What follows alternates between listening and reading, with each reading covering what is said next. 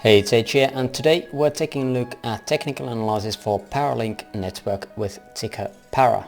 First we'll check out some levels of support and resistance, and then I'll show you a possibility of Elliott Wave theory applied to the charts. Now if you don't know what the Elliott Wave theory is, there is a link on screen right now where you can learn the basics. So let's get going. This chart is from Gate.io, as I couldn't find PARALINK network on anywhere else, so just keep in mind that this is super low liquidity altcoin with really low market cap. I think it was like top 5k altcoin, so it is super small, and just by looking at it, it tells the tale.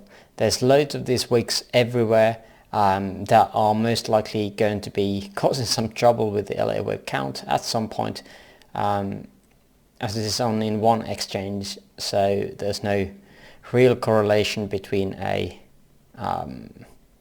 this is a free market or not. You have to go on a certain exchange to be able to trade this and hold this. But let's get going. So here's some horizontal levels. Again, the basic ones. Weeklies, monthlies and dailies. Currently we've been at this really weird structure. We've seen the all-time lows on February 16th, which is a really weird date. The February 24th was the low on Bitcoin, this low here, but we had this massive liquidation spike here. Not even too much volume on it, so I'm not really sure what is going on here. But again, low liquidity, low market cap, anything can happen. These are just hit or miss, at least on a short time frame. Now let's go out of the log scale and check this out. This is the current look on this coin. It looks really bad.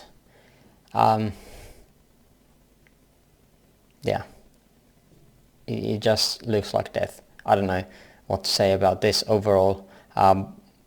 We haven't seen a bull run on this one at all. May 2021, so this was start of last year's dumps, and it went through again, and here we have the highs on Bitcoin. I got a reference chart here for Bitcoin, so this one up here, and we can see that the correlation is really bad on it.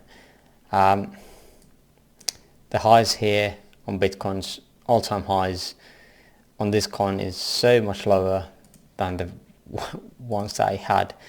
50% dump from the all-time highs to these highs here. So yeah, generally it is not looking good for this coin. Now these are basic supports. I'm not going to show you volume profile on this one, as it is not providing too much detail to me, at least. Major levels of support and resistance I feel like are around this 1.4 cent area, and just above us at around is that 0.75 cent area. Currently again we're at 0.5 cent area where we got that weekly and a daily. So again, we've just gone below these two, but again there's loads of these weeks and none of these levels really seem to be holding too well. So this is not really great asset to be at least trading too much. Could be a part of a hodl portfolio, maybe a really small percentage if you really like the fundamentals of this coin. But yeah, currently it's not looking good. Let me say that. Again, let's check out the corrections. This first dump from May 2021 to the lows of July on last year, it took 95% of the whole price down. Again, from the November highs of 2021 to current prices and this low of February 16th, it took another 95% downwards. This whole correction, if we are counting this as one, has taken us down 97%. That is a massive number. And overall, if this coin survives, this could be looked at as a wave 2 before a massive bull run, if this ever gets going. There's a big if. But yeah, keep that in mind. There is always a possibility that these guys or these coins rocket, but there's just some that never does. So a really risky asset or risky thing to be holding. Now, any Elliott Wave counts that I could find that could fit here is something like this. This looks like a 3-wave correction on the middle.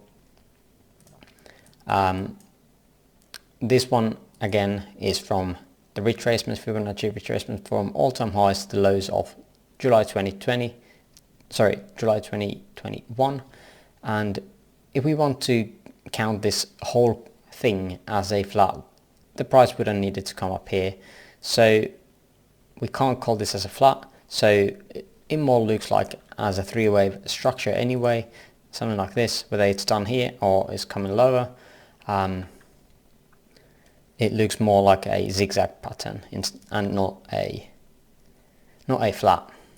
So this is what I've labeled it as, a ABC, and I didn't go too much detail into the substructures here. We don't know if this is actually the start. Again, there was a massive spike up here and then a gradual dump to the lows of July last year. And currently we have this weird looking structure as well. There's no really clear ways of saying 1, 2 or anything. If I had to say something about this wave count, it would be that this is 1, 2, 3, 4, 5 into this first 2. But again, there's going to be these weird wicks all over the place that could be invalidating a lot of counts. So that is one reason I'm not even going to start guessing this one. Instead of the wave counts, I'm going to be checking out the Fibonacci extensions. Again, this is from the all-time highs to this A and brought up to the B. This is a Fibonacci extension and this is targeting the C leg. Now, minimum for this would be this 618. We definitely would like to go below the wave 2 or wave A, as we have done. This week, however, I'm not sure if that is something that we can count on or should we ignore it. Again, no other exchanges to provide other data, so a guessing game. That has come really close to the 1-to-1 extension though, so there is definitely some merit to it. There is a structure that I saw here right in the middle. So if this actually is not a C wave and this whole structure is some kind of 3-wave pattern, this could be something like this. So connecting this first wave with this second, that looks like a running flat, and then this up to this third one, or third leg, last leg here on this structure at least. We are nearing the 1-to-1 extension here. Now we did not hit it. Obviously this week I'm not sure if it's even legit, so keep that in mind. These are just Fibonacci extensions that could be targeted if you would be trading this. Usually this thing gives us some kind of direction what might be happening, but currently it's not providing too much. Now again, if we assume that the low is here at 16th of February, this somewhat looks like a 3-wave correction, but again it is not really clear structures.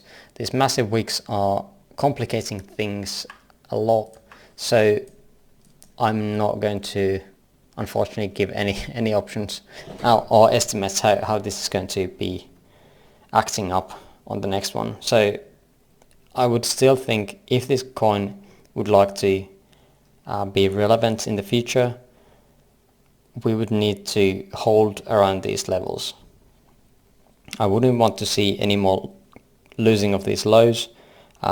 Losing of these lows anyway would mean that we have again no structure to back back back ourselves to, and this is just bad.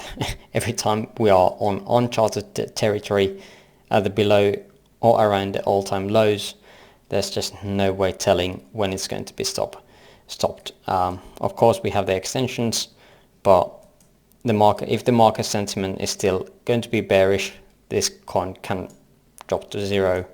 A lot of people might be losing all of their value on this coin, and but yeah, it is definitely super risky play. I think it's the most risky one that I've even considered showing you on this channel. So at the moment I would definitely not be investing in this.